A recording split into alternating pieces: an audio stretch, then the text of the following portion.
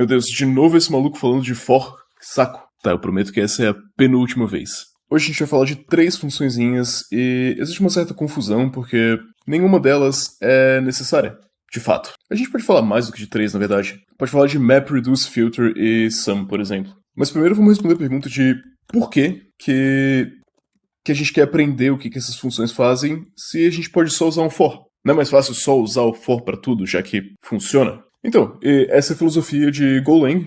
Golang tem uma filosofia de manter a linguagem o mais enxuta e concisa possível, e Golang não tem nada disso aqui. Se você quiser, você tem que implementar tudo na mão, e a maioria das pessoas não vai implementar, a maioria das pessoas vai ficar usando for. Então a gente pode fazer uma divisãozinha aqui, jogar Golang desse lado, do lado da galera do for loop, só que do outro lado, a gente tem uma galera que nem loop tem. Em Elixir, por exemplo, você não pode escrever loops, os loops não existem. Em Haskell, loops também não existem. E isso aqui tende a ser uma divisão, não necessariamente, mas tende a ser uma divisão de paradigma. Essas linguagens aqui à esquerda tendem a favorecer um paradigma mais funcional, enquanto as linguagens aqui à direita tendem a favorecer um paradigma imperativo. Vamos dar mais exemplos.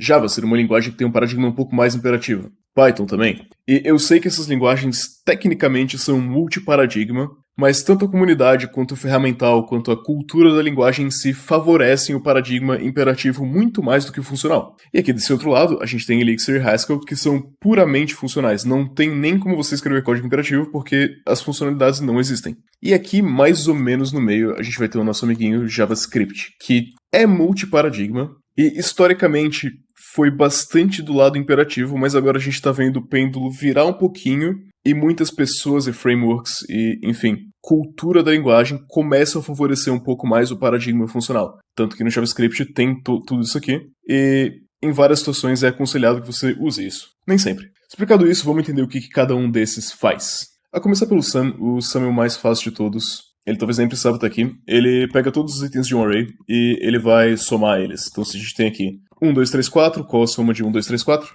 É 10. Se a gente chamar .sum e passar o nosso 1, 2, 3, 4, ele vai retornar pra gente o valor 10. Extremamente simples.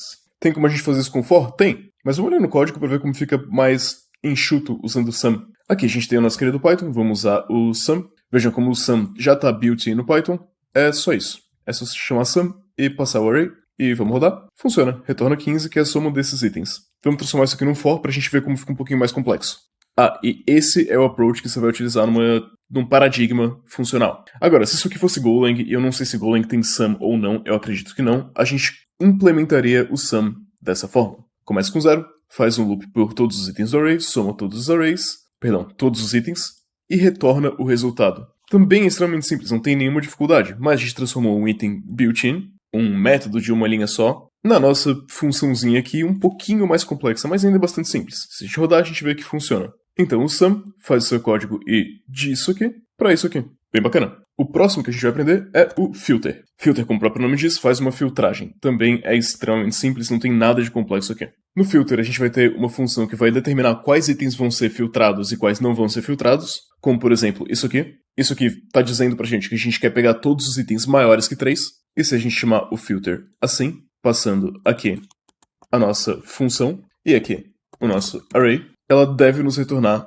um array ou outro iterável contendo os itens maiores que 3. No caso tem um errinho aqui, né? 3 não é maior do que 3. Vamos ver como isso roda no Python. Esse aqui seria o código com filter. A gente tem a nossa função bigger than 3. A gente tem a nossa lista de números. E só o que a gente precisa fazer é chamar um filter passando bigger than 3 e passando números. E se a gente chamar aqui, a gente obtém o resultado que é 4 e 5. Como que a gente faria para implementar isso aqui na mão? Seria assim.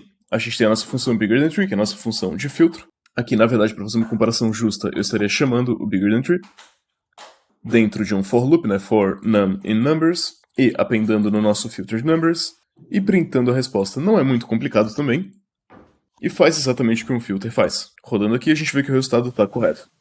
O filter, então, faz o seu código e disso aqui para isso aqui. Não tem tanta diferença assim, é bastante parecido, mas a palavra filter por si só, ela pode ser um pouquinho mais expressiva do que fazer isso dentro de um for loop.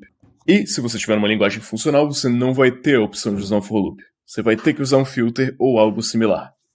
Vamos então para o nosso queridinho map. Map é muito simples, ele aplica uma transformação em cada item dentro do array ou do iterable. Então, se a gente tiver uma função double que duplica o valor, e a gente passar o array 1, 2, 3 como input, o resultado final que a gente vai ter é um array 2, 4, 6, porque ele duplicou cada item desse array.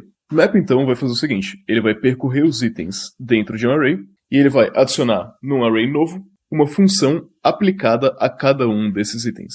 Você pode ver aqui, a gente pega o item dentro de 1, 2, 3, a gente aplica a função double, que vai duplicar esse item, e a gente vai jogar esse novo item dentro do novo array. Se a gente rodar aqui, a gente vai ver o nosso output 2, 4, 6. Como que eu transformo isso daqui num map? Eu faço isso aqui. Map_items é igual a map, passando a nossa função double e os nossos itens 1, 2, 3. Só isso. Na verdade, não é exatamente só isso, porque o Python não vai retornar direto do map uma lista. A gente precisa castar isso aqui para uma lista, mas é isso. Por fim, o reduce, que é o mais legal de todos. Se você vai usar só um desses, eu acho que usar o reduce é o mais legal. E o reduce, ele vai reduzir todos os valores a um só. Então, se a gente tem a nossa função add aqui, que soma dois valores, o reduce vai fazer isso aqui. Ele vai começar com o valor 0, ele vai somar o 1 com o 2, o resultado vai ser 3.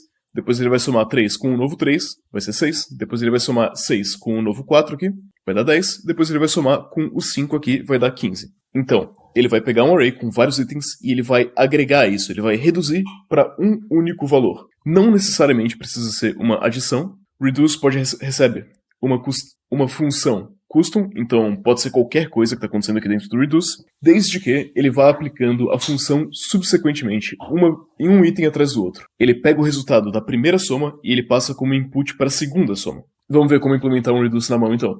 Isso daqui é um reduce.